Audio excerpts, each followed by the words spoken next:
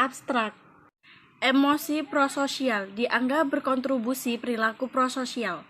Tujuan dari bab ini adalah untuk mendiskusikan emosi prososial anak-anak dan untuk meninjau literatur yang relevan dengan perkembangannya dan asal.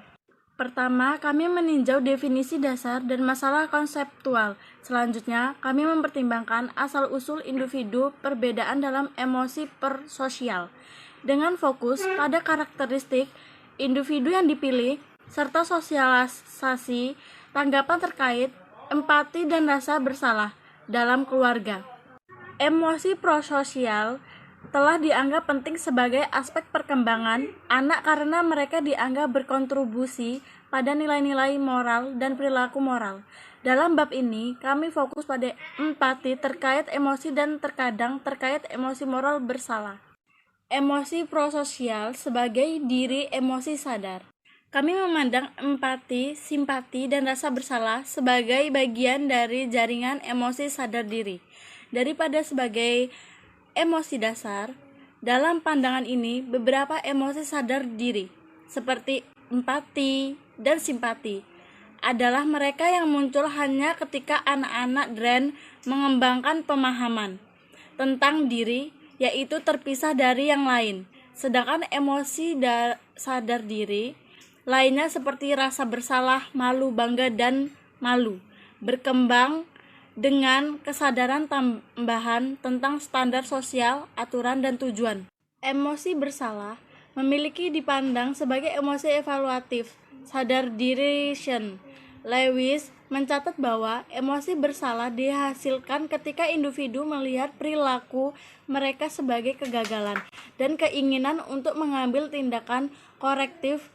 Jadi, rasa bersalah adalah dilihat sebagai emosi moral yang memotivasi prososial atau perilaku reparatif.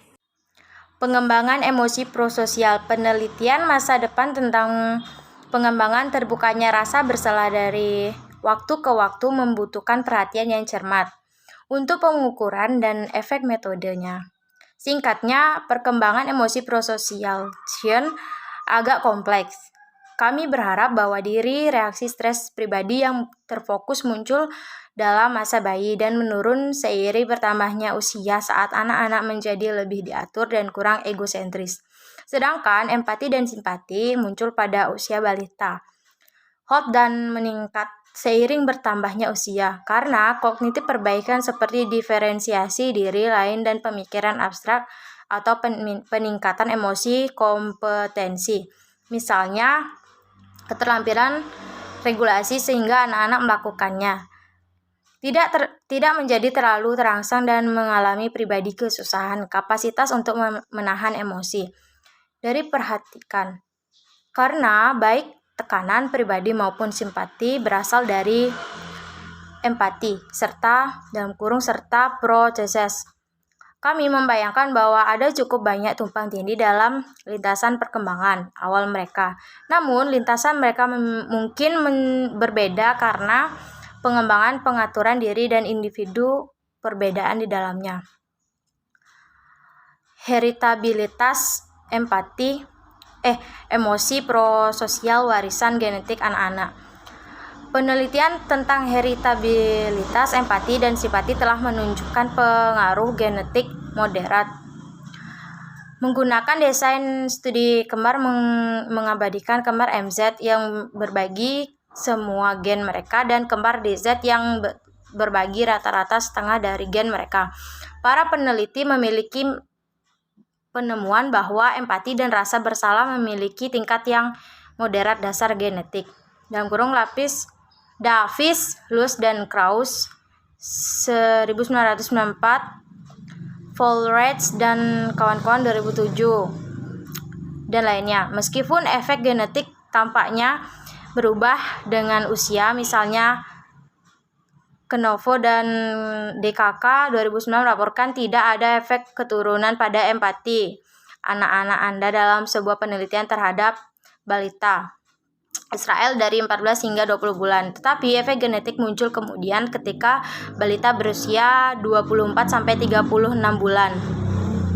Knavo, Zan, Lair, Waxler, Davidoff, Hull, Robinson, dan Ri 2008. Sosialisasi orang tua tentang prososial emosi. Selain memahami tentang genetika, dalam respon dan rasa bersalah yang berhubungan dengan empati, khususnya peran orang tua dalam sosialisasi emosi prososial anak, telah menjadi topik yang cukup menarik terkait sosialisasi respon dan rasa bersalah.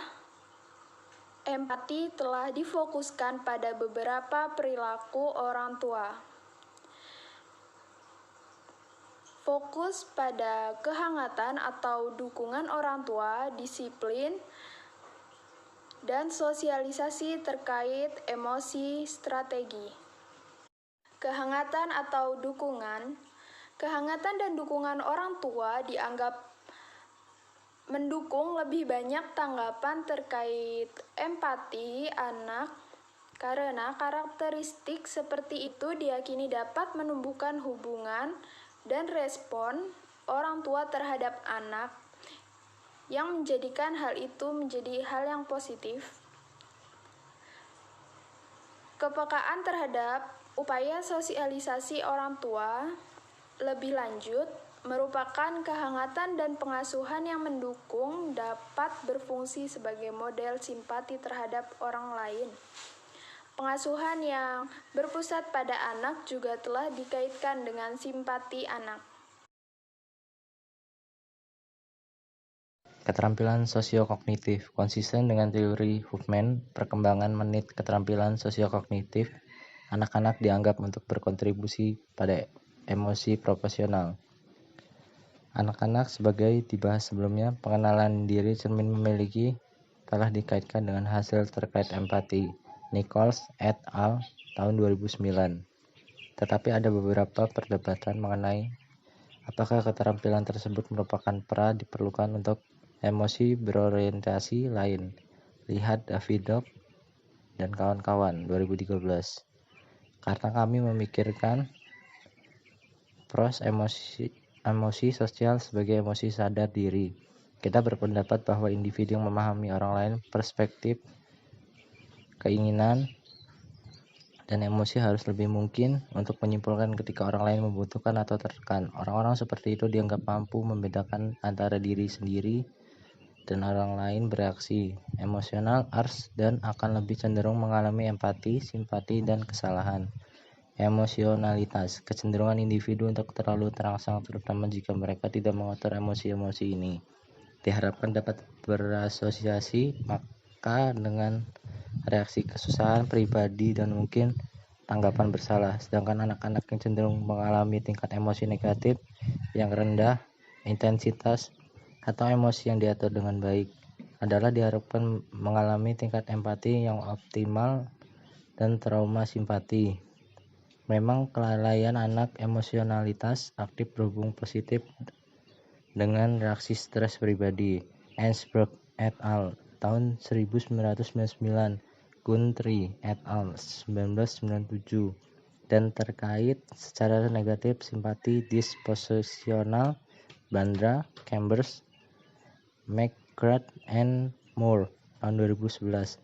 Carlo, Crockett, Wolf, and Bill tahun 2012. Ensberg dan kawan-kawan tahun 1996. Ensberg, Phelps, dan kawan-kawan tahun 1998.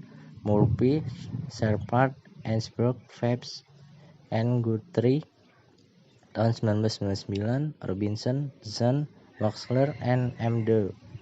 tahun 1994. Selanjutnya, remaja Sen yang melaporkan bahwa mereka cenderung negatif. Efek positif juga tampak rentan mengalami rasa bersalah. Caprara et al. Tahun 2001, Rothbard, Ahadi, and Hershey tahun 1994. Keterampilan pengaturan diri. Kami berharap anak-anak yang bisa mengatur pengalaman emosional mereka tidak mungkin menjadi terlalu terangsang oleh kesusahan orang lain.